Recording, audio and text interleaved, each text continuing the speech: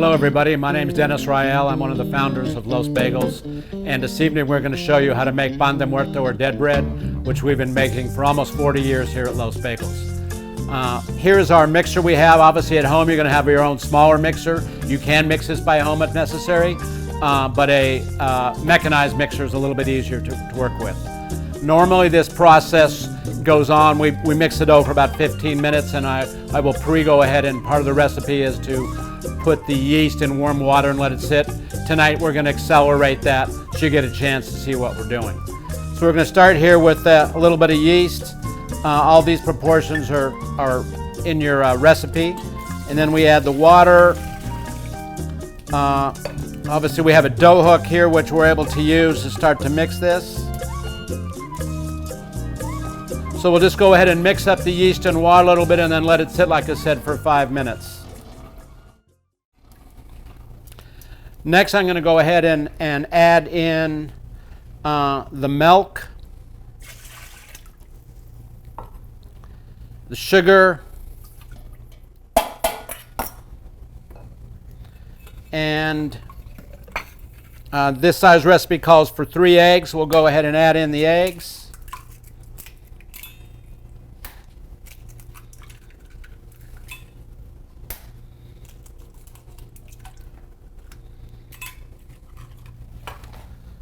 Then next we have the butter or margarine. And lastly we have the flour and the cinnamon. The cinnamon really obviously adds to the flavor of that, along with a little bit of the coloration of the dough. Oh, and don't forget the vanilla. So this mixes up for about 10 minutes, and you will really see the dough start to develop. It starts off very sticky and doesn't look like it's going to be anything, but the more it mixes up, it will come together as a dough and get less sticky so you can actually work with it. If need be, if you don't have a mixer, you can go ahead and knead this at home, just like if you're making bread. All right, it looks like the dough's about ready.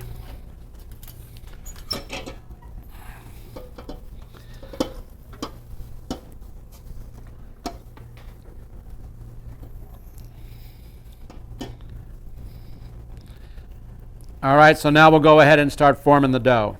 So I'm going to have to take off, so it's all you, okay? That's funny.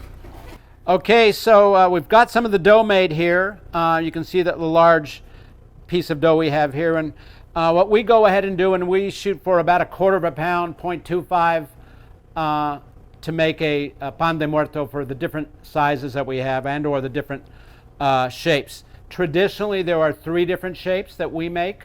There are what's called bones, and then there's men and women. That said, you can make any design you want with this dough for your own pan de muerto at home. So once you get the dough, you go ahead and I'm just going to guesstimate what that weight is.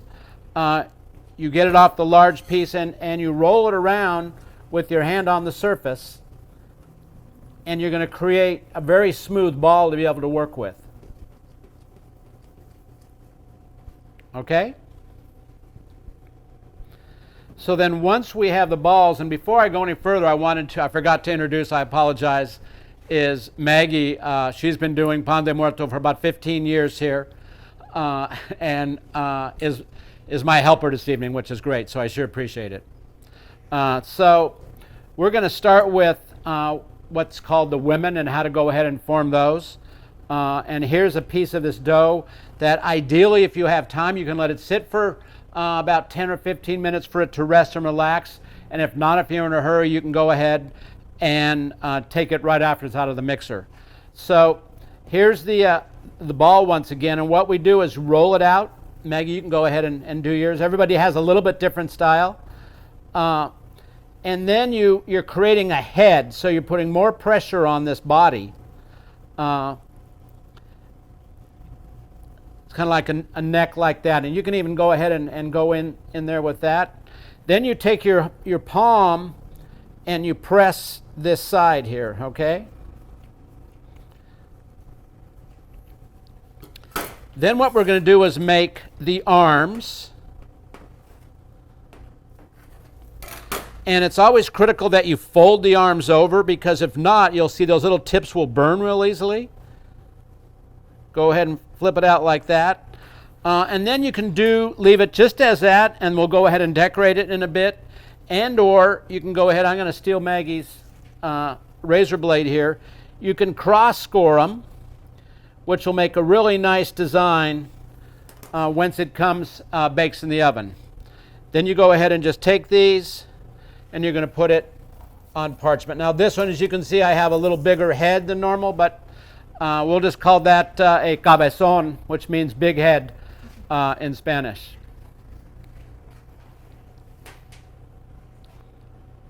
So next we're going to go ahead and do one of the men, and we'll do a similar, you start off the same way. Now I have to make this one a little bit smaller head than the other, so we don't have two cabezons. Or maybe they'd feel better if they had a friend who's a cabezón. And as you can see here, we have that shape. So with the men, you split it off so you have like two pant legs. And you can also either leave it as is, or you can still go ahead and create off arms and cross that over.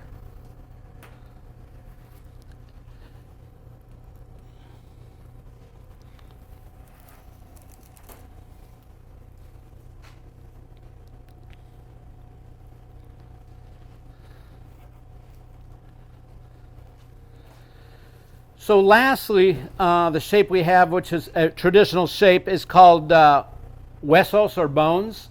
And this is to depict, obviously, bones of a skeleton, part of Dia de los Muertos, Day of the Dead. So you start with, you need just that one, like we have all the other ones here, but instead of splitting it off, you're going to flatten it out with the palm of your hand so it's going to become larger. Then you take some extra dough you have, and you're going to make a snake-like depiction of dough, but pushing your fingers down in here so it splits it off. Now this is too much dough for that piece, so I'm going to do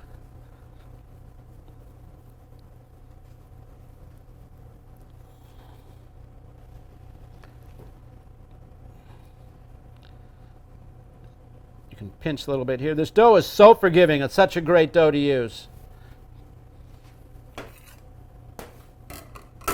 Then we're going to cross the bones on the other side too, so they'll kind of crisscross. And what you'll see at the end when we go ahead and show you some of the final ones is the whole thing will mound up and the bones will come over the top. So let's go ahead and decorate these, and we'll show you how you can go ahead and decorate them, okay?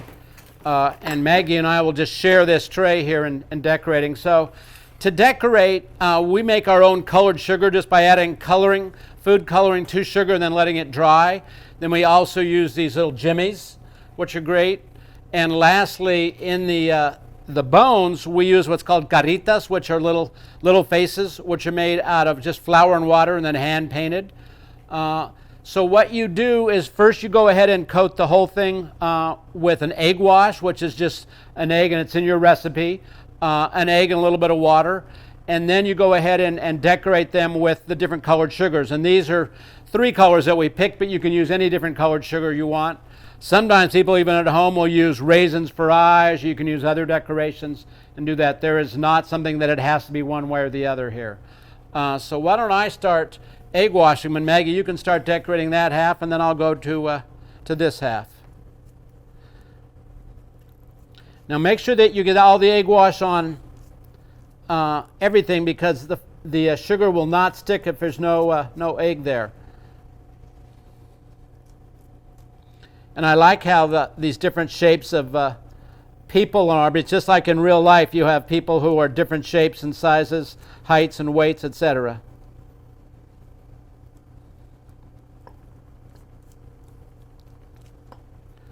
Okie doke. All right, go to town. I get to do the huesos. And don't be shy with the sugar, because if you get too skimpy on the sugar, the color really won't stand out.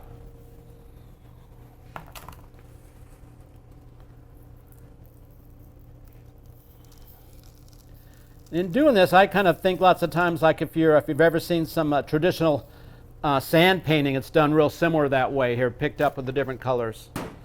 But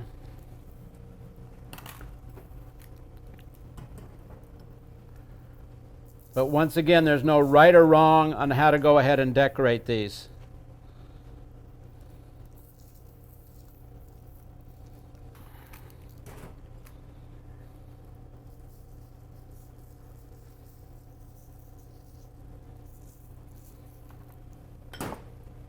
Steal the blue.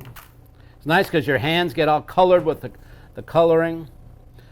But obviously you want to use food safe coloring here in doing these. So.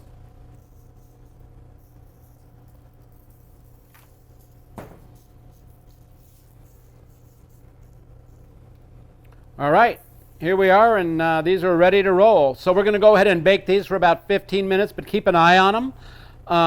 And one thing that I suggest is these caritas, like I say, go in the bones or the huesos, and you can put them in before you bake them, or I found it's actually best to put them in right after they're out of the oven, because otherwise they'll get a little bit browned in the oven. You bake them at a high temperature. But in doing that, make sure you do it as soon as it's out of the oven, otherwise they won't stick in there. They'll stick, but they'll come right out. So luckily we got this big oven we get to use here.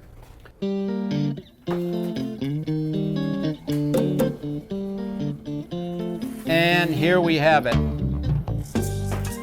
Let me put them over here for them to cool. We have an extra large one in here too, coming out, which you'll get to see what those looks like. And this is actually a 2-pound loaf. Now you can eat these straight by themselves, or go ahead and what's best is to dip them in Mexican hot chocolate or chocolate, and then they're through the roof. But it's hard to pass on warm pan de muerto.